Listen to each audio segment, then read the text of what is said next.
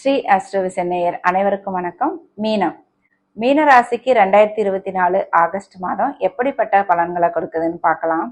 மீன ராசிக்கு ராசியிலேயே ராகு இருக்கிறது அவ்வளோ ஒரு நல்ல அமைப்பு இல்லை. ராசியில இருக்கிற ராகு ராசியை இருள் தன்மைப்படுத்துறாருன்னு தான் அர்த்தம்.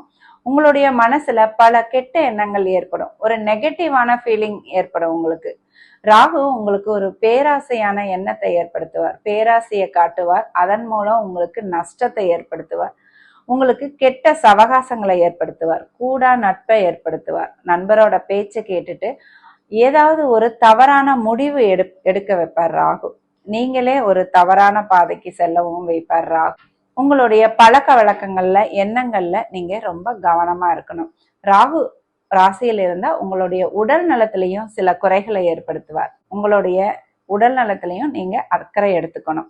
முக்கியமா உங்களுடைய மனசை கெடுப்பார், தவறான பழக்கங்கள்ல ஈடுபட செய்வார். அதனால ரொம்ப எச்சரிக்கையா இருக்கணும் மீனராசிக்காரர்கள். ஏன்னா மீனராசிக்காரர்களுக்கு 7 சனியும் துவங்கிருச்சு. ராசிக்கு 12ஆம் இடத்துல சனி வந்துட்டா உங்களுக்கு 7 சனி ஆரம்பம் ஆயிடுச்சுன்னு அர்த்தம். 12ஆம் இடத்துல 2.5 வருஷம் இருப்பார். ஜென்மச்சனியா உங்களுடைய ராசியிலேயே 2.5 வருஷம் இருப்பார். அடுத்தது பாதச்சனியா உங்களுக்கு அடுத்த ராசியில 2.5 வருஷம் இருப்பார். இதுதான் 7 சனி. ராசிக்கு 12ஆம் இடத்துல சனி வரும்போது அது விரய சனியா உங்களுக்கு செயல்படும். விரய சனியா சனி செயல்படும் போது உங்களுக்கு பல விரயங்களை உங்களுக்கு கொடுத்துட்டு இருக்காரு. அந்த விரயங்களை எல்லாம் சுப விரயங்களா மாத்திக்கிட்டீங்கன்னா உங்களுக்கு நன்மைகள் ஏற்படும். உங்களுடைய ஜாதகத்தோட அமைப்பின்படி உங்களுக்கு சுப விரயங்கள் ஏற்படுமா இல்ல வீண் விரயங்கள் ஏற்படுமாங்கிறது இருக்கு. உங்களுடைய ராசி அதிபதி 3ஆம் இடத்துல இருக்கிறது ஒரு நன்மை இல்லாத அமைப்பு. 12ஆம் இடத்துல இருக்கிற சனி தன்னுடைய 3ஆம் பார்வையால உங்களுடைய 2ஆம் இடமான தனம், வாக்கு, குடும்பம் இந்த இடத்த பாக்குறார். இந்த இடத்த சனி பாக்குறதுனால உங்களுக்கு பண வரவுல சில குறைகள் இருக்கும்.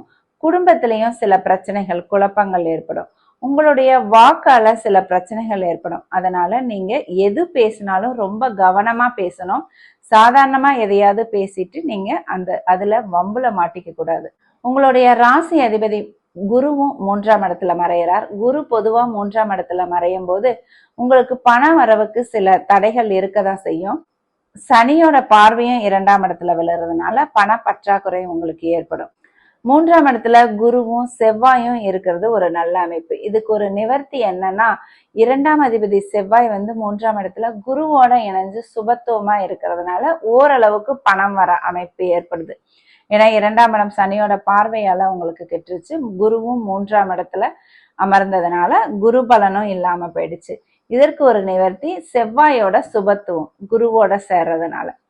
அதனால உங்களுக்கு ஓரளவுக்கு பண வரவு நல்லா இருக்கும். உங்களுடைய 5ஆம் இடத்துல சூரியன் அமர்ந்திருக்கார். சூரியன் உங்களுடைய 6ஆம் அதிபதி. 6ஆம் அதிபதி 5ஆம் இடத்துல அமர்றது உங்களுக்கு உங்களுடைய பிள்ளைகளால உங்களுக்கு சில மன வருத்தங்களை ஏற்படுத்தக்கூடிய அமைப்பு, உங்களுடைய பிள்ளைகளுக்கு சில பிரச்சனைகள் வரக்கூடிய அமைப்பும் ஏற்படுது. உங்களுடைய அதிர்ஷ்டம் கெடுற அமைப்பும் ஏற்படும். உங்களுக்கு நல்ல எண்ணங்கள், நல்ல சிந்தனைகள் ஏற்படாத அமைப்புலையும் 6ஆம் அதிபதி 5ஆம் இடத்துல இருந்து செயல்படுவார். உங்களுடைய சிந்தனைகள் ஆக்கப்பூர்வமா இல்லாம ஏதாவது பிரச்சனைகளை உண்டு பண்ற மாதிரி இருக்கு. உங்களுடைய 6ஆம் இடத்துல சுப கிரகங்கள் 2 அமர்ந்திருக்கு. அதாவது புதனும் சுக்கிரனும் 6ஆம் இடத்துல அமர்ந்திருக்கு.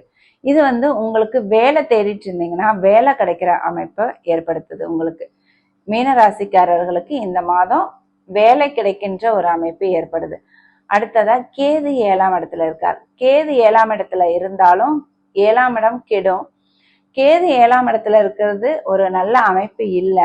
உங்களுடைய வாழ்க்கை துணை ஸ்தானம், நண்பர்கள் ஸ்தானம் இதையெல்லாம் கெடுக்கின்ற அமைப்புல கேது இருக்கார். ஆனாலும் குருவோட பார்வையும் 7ஆம் இடத்துக்கு விழுறதுனால அதற்கெல்லாம் ஒரு நிவர்த்தியா குருவோட பார்வை இருக்கு.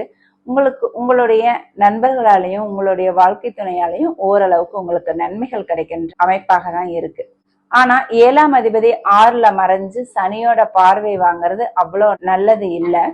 சனியோட பார்வை உங்களுடைய 9ஆம் இடத்துல விழுந்து உங்களுக்கு கிடைக்கக்கூடிய நல்ல விஷயங்களை சனி தடுத்துட்டு இருந்தார். ஆனா 3ஆம் இடத்துல இருந்து குருவோட பார்வை 9ஆம் இடத்துல விழுறதுனால அந்த குறையும் இப்ப நிவர்த்தி ஆகுது. 9ஆம் இடத்தோட பாக்கியங்கள் உங்களுக்கு அனைத்தும் கிடைக்கும். இப்போ 9ஆம் அதிபதி செவ்வாயும் குருவோட இணைஞ்சு அதே இடத்த பாக்குறதுனால உங்களுக்கு ஓரளவுக்கு 9ஆம் இடத்து அமைப்புகள் எல்லாமே கிடைக்கின்ற அமைப்புகள் இருக்கு. தந்தை வழி சொத்துக்கள் மூலம் உங்களுக்கு நன்மைகள் கிடைக்கின்ற அமைப்பு. உங்களுடைய தந்தை உடல்நிலையும் சனியோட பார்வையால பாதிக்கப்பட்டிருக்கும். அதெல்லாம் இப்போ உங்களுக்கு ஓரளவுக்கு நிவாரணம் கிடைக்கின்ற ஒரு அமைப்பு. உங்களுடைய 10ஆம் அதிபதி குரு, 9ஆம் அதிபதி செவ்வாய். இது தர்ம கர்மாதிபதி யோகத்தையும் குறிக்குது. செவ்வாயும் குருவும் சேர்ந்து 9ஆம் இடத்தை பாக்குறது உங்களுக்கு தர்ம கர்மாதிபதி அமைப்பை குறிக்குது. இதனால தொழில் அமைப்புகள் உங்களுக்கு ரொம்ப நல்லா இருக்கும். தொழில் மூலம் நல்ல வருமானமும் இருக்கும். குரு உங்களுடைய ராசிக்கு 11ஆம் இடத்தை பாக்குற உங்களுடைய தொழில்ல லாபமும் உங்களுக்கு நல்லபடியா வரும். எந்த வேலையை செஞ்சாலும் அதுல வெற்றி கிடைக்கவும் உங்களுக்கு நிறைய வாய்ப்புகள் இருக்கு. ஏன்னா 11ஆம் இடங்கிறது வெற்றி ஸ்தானம், தொழில் ஸ்தானம்.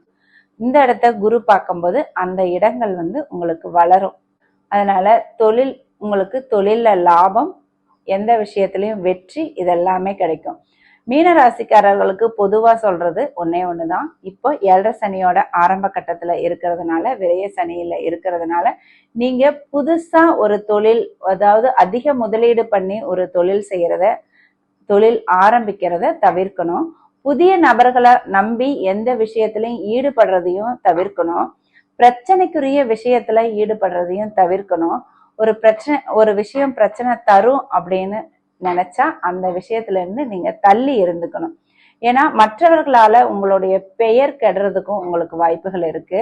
ஏதாவது ஒரு பிரச்சனையில போய் சிக்கி கொள்றதுக்கும் உங்களுக்கு வாய்ப்புகள் இருக்கு. அடுத்தது உங்களுக்கு ஜென்மச்சனி வரப்போகுது. இன்னும் ஒரு 6 மாதத்துல உங்களுக்கு ஜென்மச்சனி ஆரம்பமாயிடும். அப்ப மீன ராசிக்காரர்கள் மிகப்பெரிய மன உளைச்சலுக்கு ஆளாகுவீங்க. அதனால நீங்க ரொம்ப கவனமா இருக்கணும். மீனராசிக்காரர்களுக்கு பொதுவா பார்க்கும்போது இந்த ஆகஸ்ட் மாதம் ஒரு மிதமான நல்ல பலன்களை கொடுக்கின்ற ஒரு மாதமாக அமையிறது. நீங்க இது வரைக்கும் ஸ்ரீ அஸ்ட்ரோவிஷன் சேனலை சப்ஸ்கிரைப் பண்ணலைன்னா சப்ஸ்கிரைப் பண்ணிக்கோங்க. பெல் பட்டனையும் அழுத்திக்கோங்க. லைக் பண்ணுங்க, கமெண்ட் பண்ணுங்க, ஷேர் பண்ணுங்க. நன்றி. வாழ்க வளமுடன்.